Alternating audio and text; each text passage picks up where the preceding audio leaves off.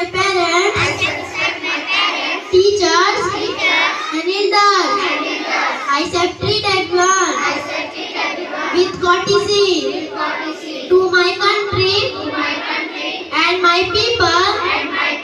I place my devotion in their well-being and prosperity along lies my happiness. Thank you, sir.